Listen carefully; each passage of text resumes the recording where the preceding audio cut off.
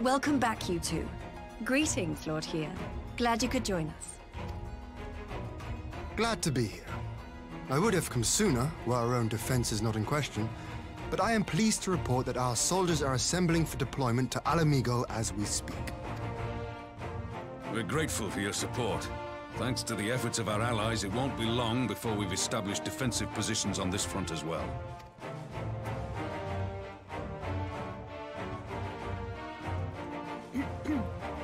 We have some good news too. Alphino has come back to us. As for the bad news...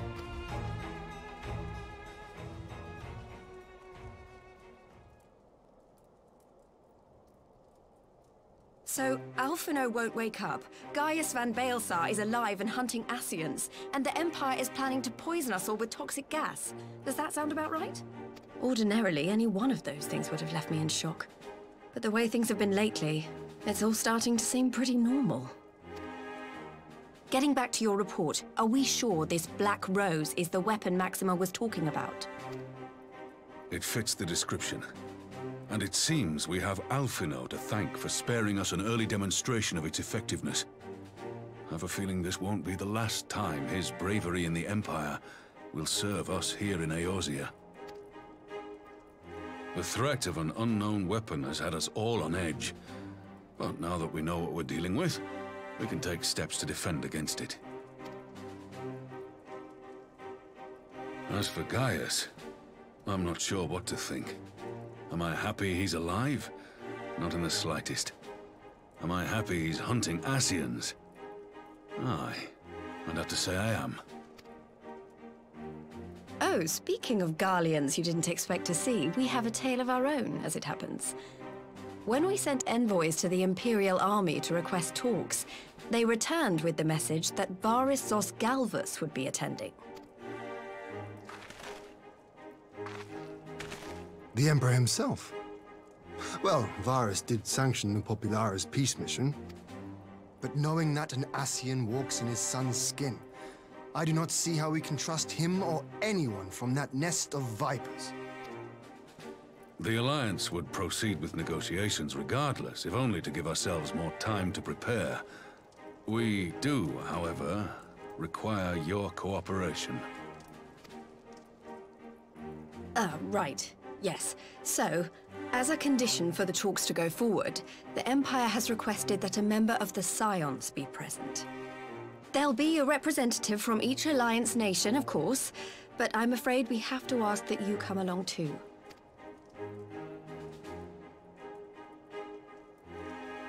Gods, Lise! You know how much I hate politics!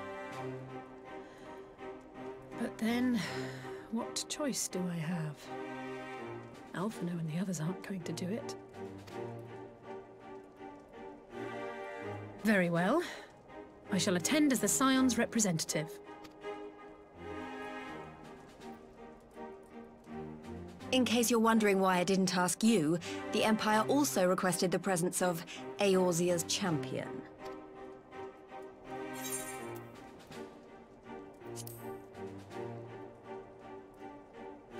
Oh, you're not, are you?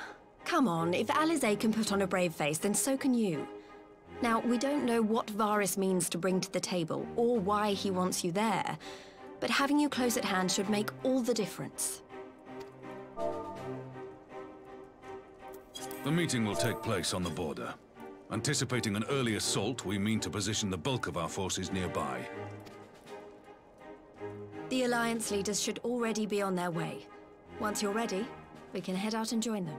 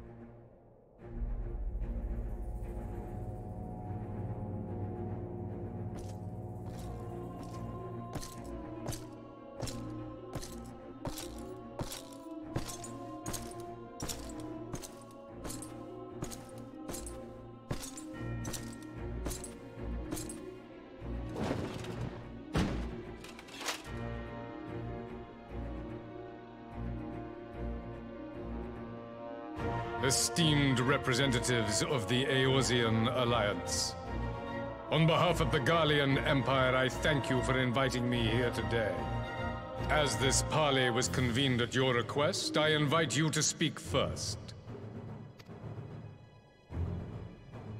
Very well, Your Radiance. I, Nanimo Ulnamo, 17th in the line of Ul, should be pleased to oblige you. As recent events in Alamigo and Doma have made plain, the subjugation and exploitation of neighboring nations is not a sustainable policy. Should this day end in war, you may very well defeat us, but you will never extinguish the people's desire for freedom. Though it may not be in our lifetime, there will be another revolution, another war, and the cycle will continue. Doma has entered into a concord with the nations of Eorzea, a partnership wherein we recognize one another as equals. Garlemald could be afforded similar treatment. You need only set aside your ambitions and join us in paving a path towards peace.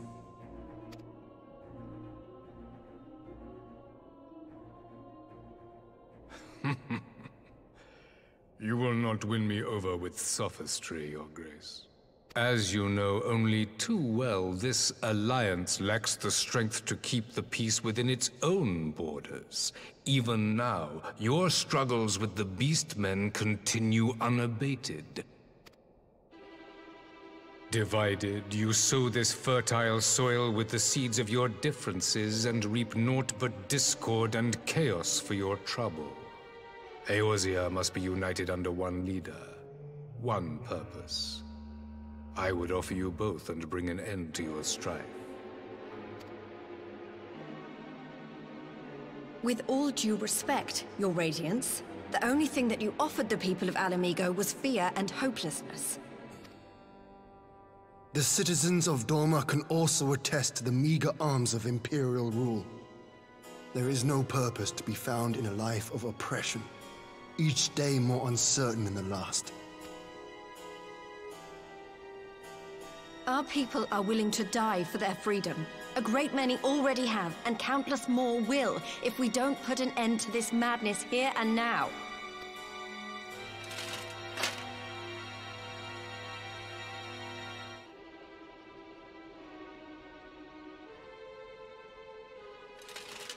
We brought order and stability to your lives.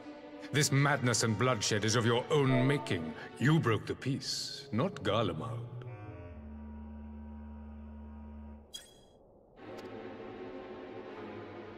Peace. Order. You kill our peoples, despoil our lands, take everything that is ours. And what? You expect us to lick the boot that grinds our faces into the dirt?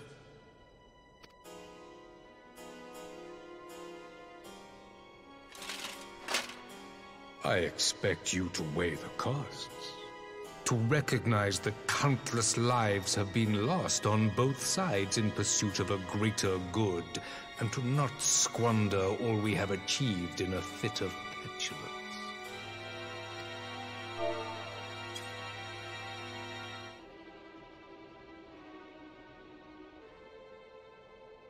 Your Radiance, I fear I can personally attest to the dangers of pursuing one's vision with such righteous fervor. For 1,000 years, the Holy See of Ishgard waged war with dragons. 1,000 years of sacrifice, of sorrow and hate, in which we bathed in the blood of friend and foe alike. Had it gone on any longer, we may well have drowned. Yet we have chosen to raise ourselves out of this bloody spiral, and have since made peace with our former enemy. So I understand. No doubt the dragons were more receptive to your overtures in the wake of their leader's demise.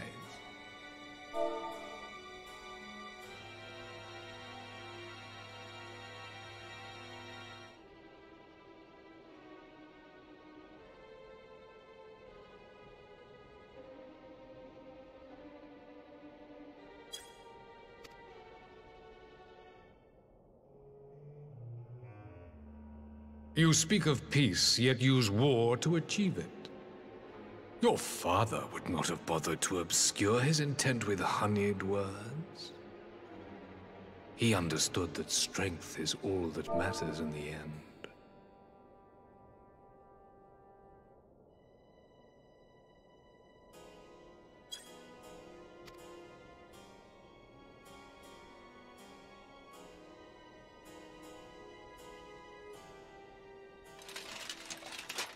Without his clarity of vision, I can but wonder what will become of Ishgard and her people.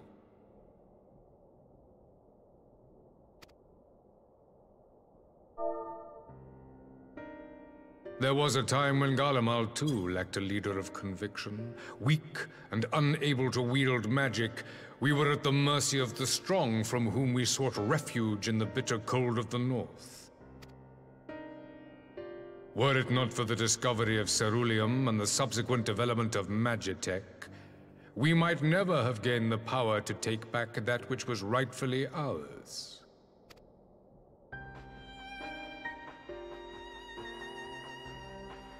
You speak as if your people were the first to have been driven from their homes.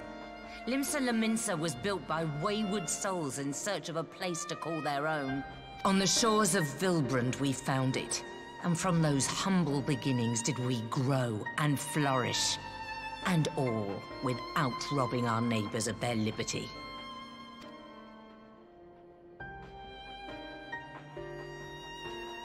So saith the pirate. Am I to believe that you simply asked the kobolds to yield up their lands and that they were happy to oblige you?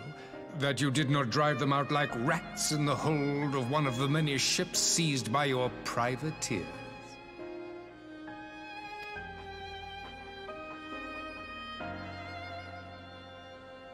I will concede that after centuries of exile, reclamation may be mistaken for invasion. Nevertheless, it is not. And those who till stolen soil have no right to object when cast out in turn.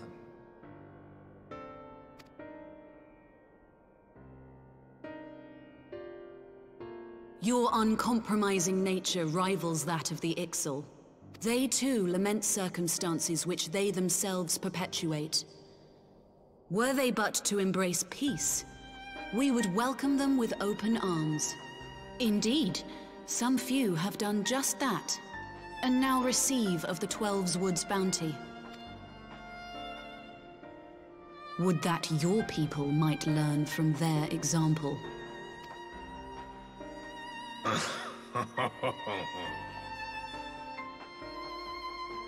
You dare compare us to the Birdmen? You who thought to invoke the 12 and threaten all of creation?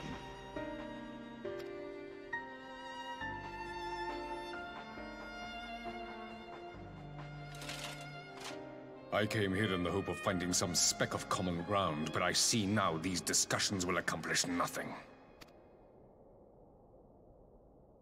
Despite what you people may believe, I am not wont to choose the sword over the olive branch. 'Tis but a pity men are loath to accept one without first being shown the other.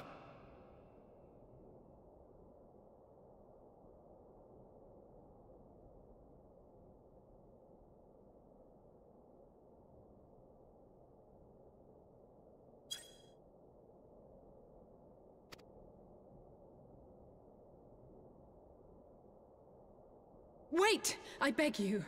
This meeting was supposed to be a chance to find a way forward together, not to bemoan the missteps which brought us here. Please. If you truly consider violence a last resort, there must be a way we can come to an agreement.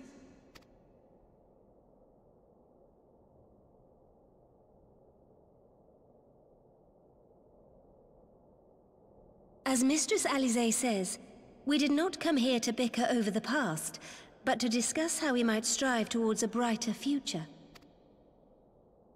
Emperor Varis, may I suggest a short recess, that all present might compose themselves prior to beginning anew?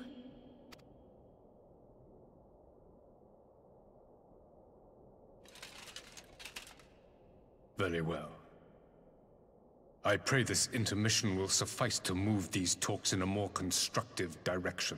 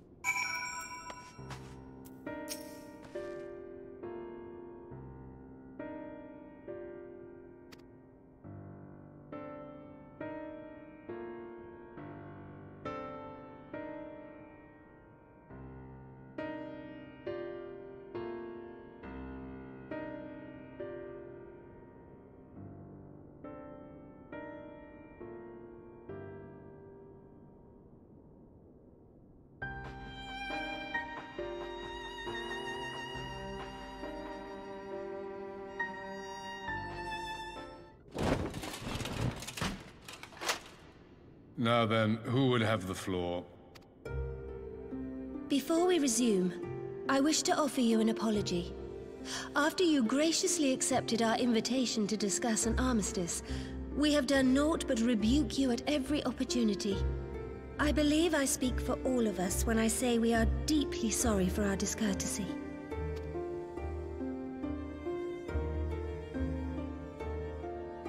I'll admit your familiarity with our affair surprised me, and served to remind me how little I know of yours.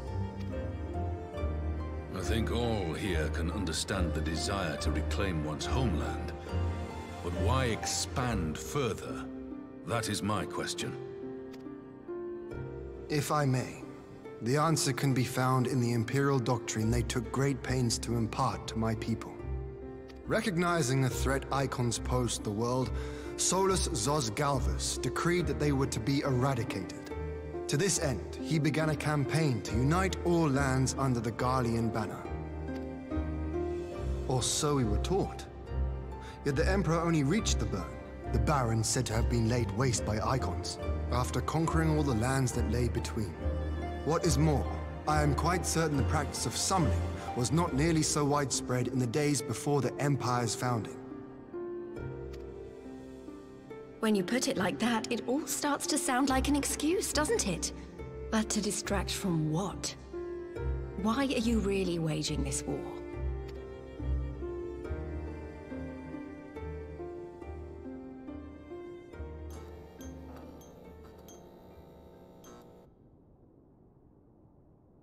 Finally, you ask the right question. I can but hope you heed mine answer and at last accept the righteousness of our cause. My goal is this: to return the world to the way it once was, the way it was always meant to be. In doing so, mankind will be made whole once more.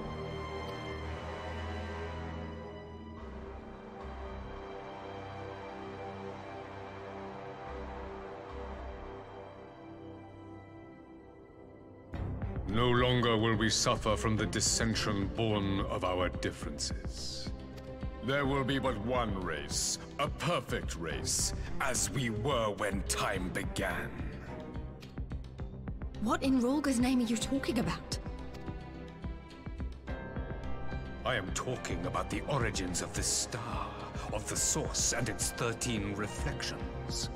At the instant of the great sundering, 'twas not only the world that was shattered, but mankind itself.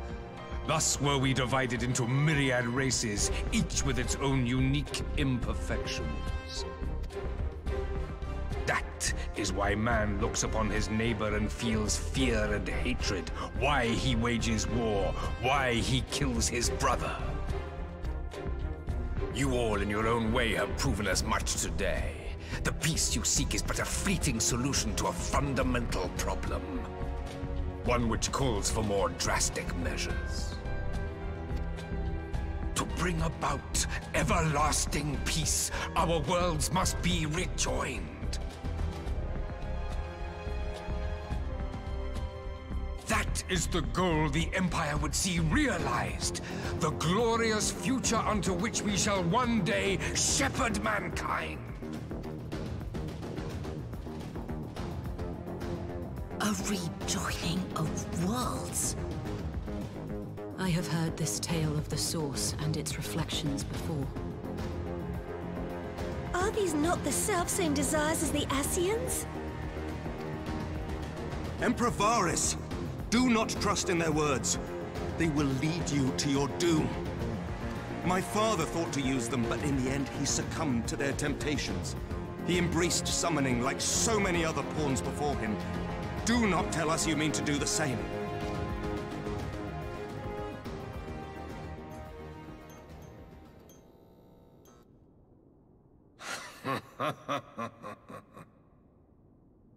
To be a pawn, free from the burden of choice, would be a blessing.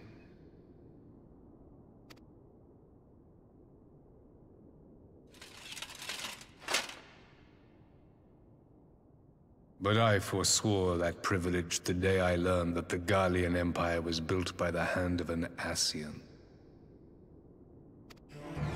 What?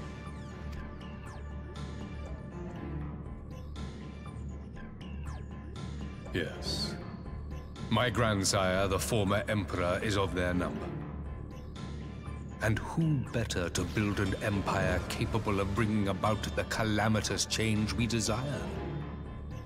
Would you condemn me for this alliance? For bowing to the will of these shadowy masters, when the prize is true and lasting peace?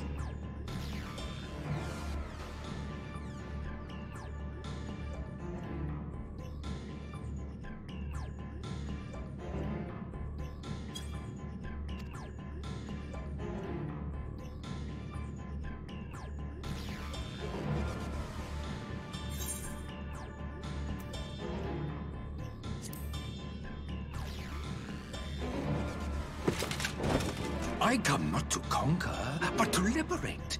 To free man from the prison of divergence. Imagine a world united. One perfect race beneath a single standard.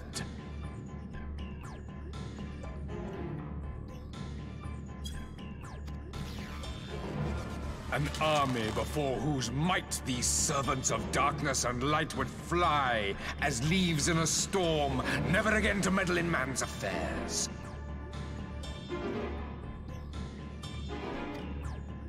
We would be the masters of our own fate.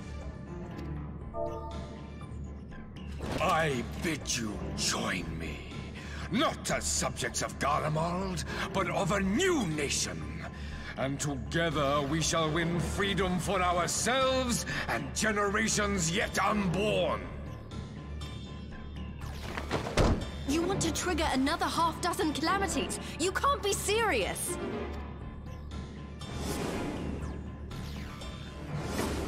Have you forgotten how many died? There will be no one left. Do you truly imagine we would aid you in your bloodletting? It is unthinkable, unconscionable.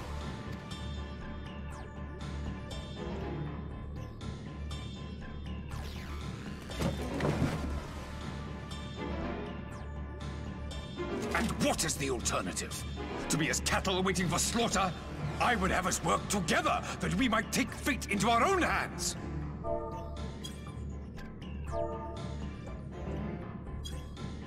Into your hands, perhaps. But what of the other worlds, your radiance?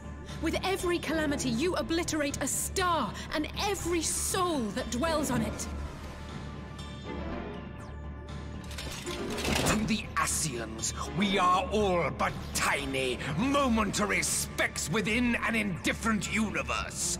We cannot hope to oppose them until we have been made whole once more.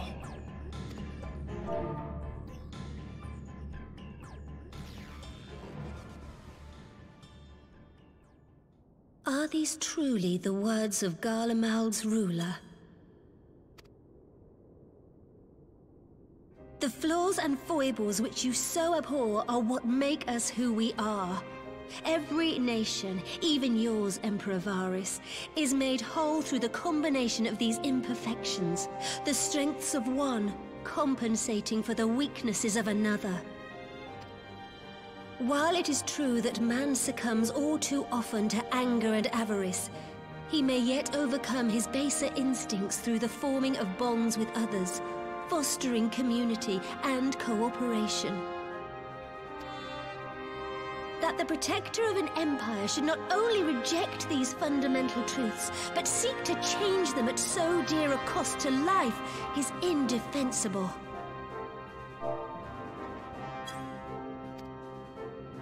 Such a man is not fit to govern.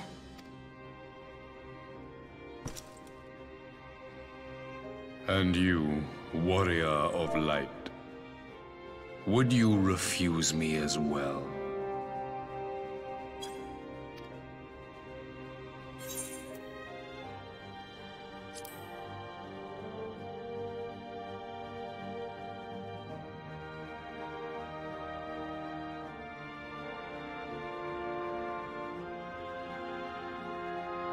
It would seem the Alliance is of one mind on this matter.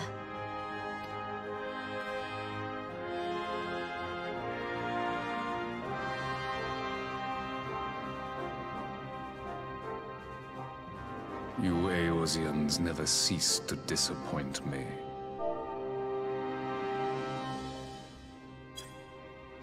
Though I suppose I have only myself to blame for expecting more from savages.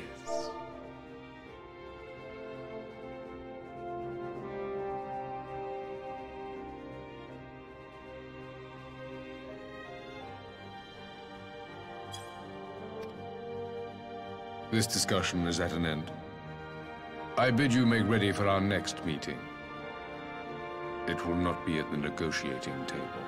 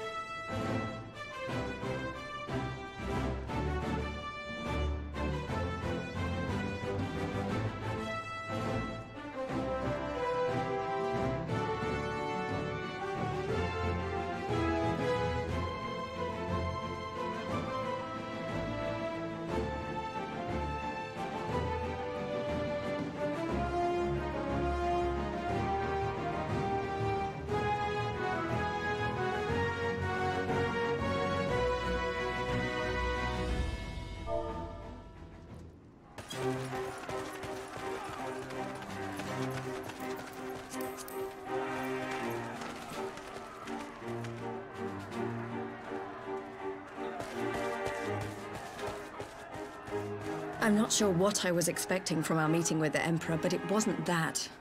Still, at least we know now what he's really after. Aye, a future built on a mountain of bodies.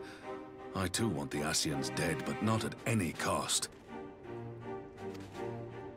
The last of the reinforcements from Doma arrived not long ago.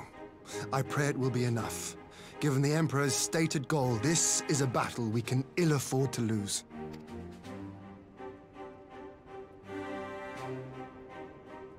If the Garleans come in force, we may not have much say in the matter, even with our combined strength. We knew from the first that the odds would be against us. But if there is even the slightest chance of victory, we must do everything in our power to seize it.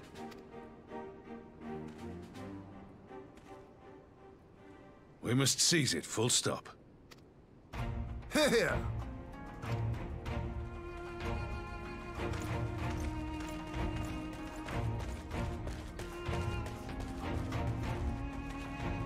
The two of you are to join an irregular unit and support the main host. I won't bother asking if you're minded to fight. After coming this far, how could I not? And for once, there's no one around to countermand me. Not that they would. Not even my brother. But we all know who really make the difference. Ready to frighten some Garleans?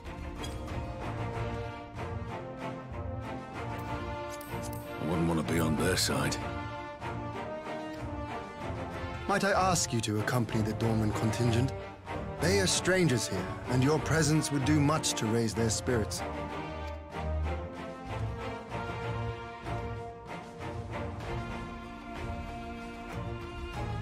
We would be honored.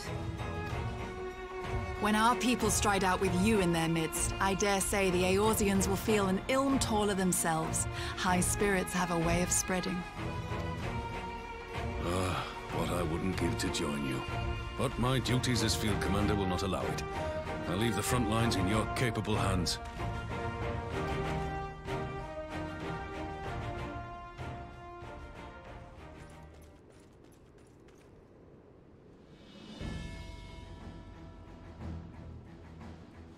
Comrades, ready your arms. The hour of battle has come. May the crystal guide us to victory!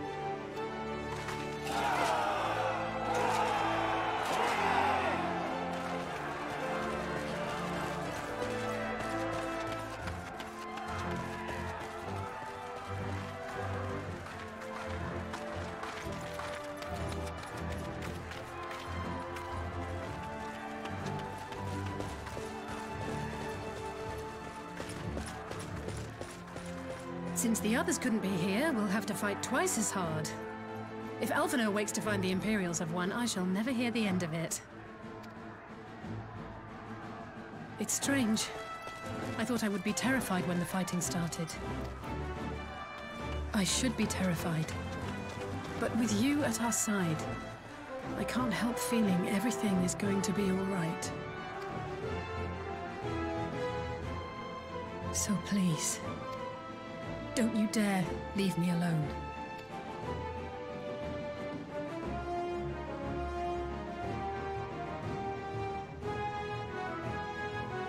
No matter what happens, we have to survive together.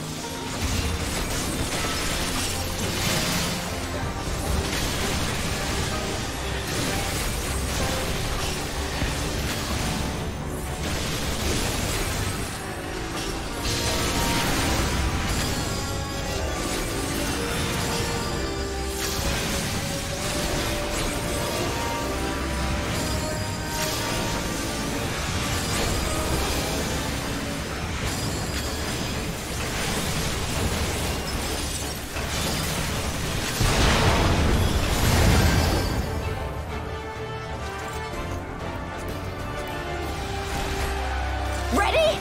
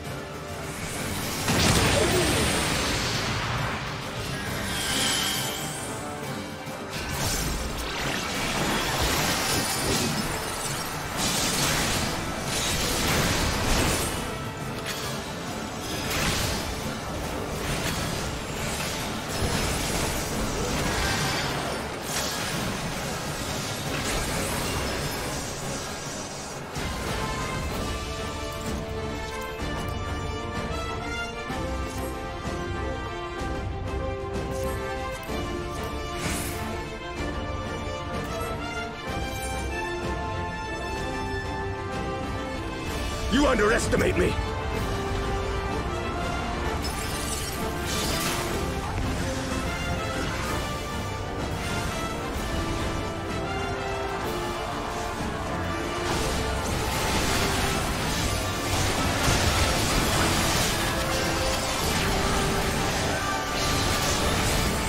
Out of my way!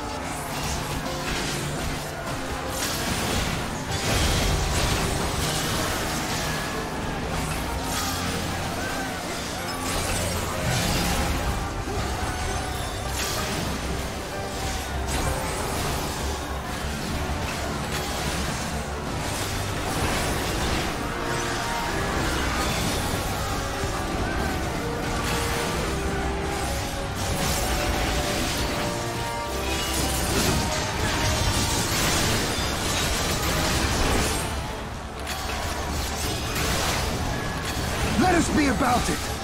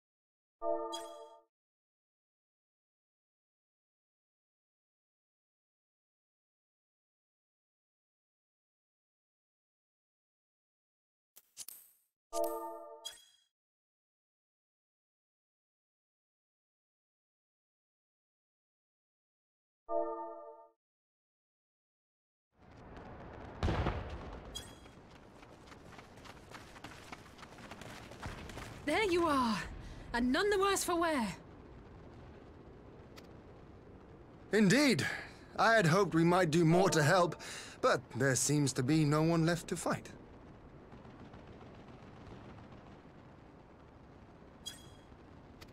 A tactical withdrawal, perhaps?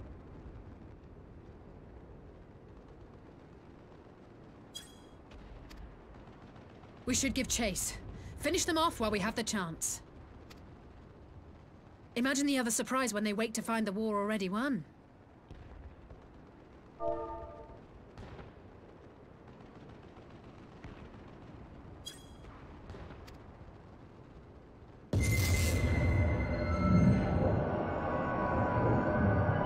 The light will expunge all life. Only you can forestall the calamity. Throw wide the gates. No! Not like...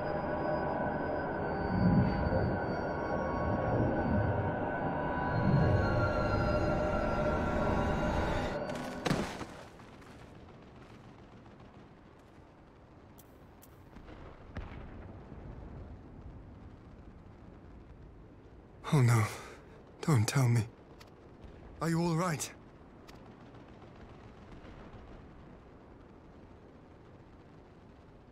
Quickly, we must get her back to the encampment.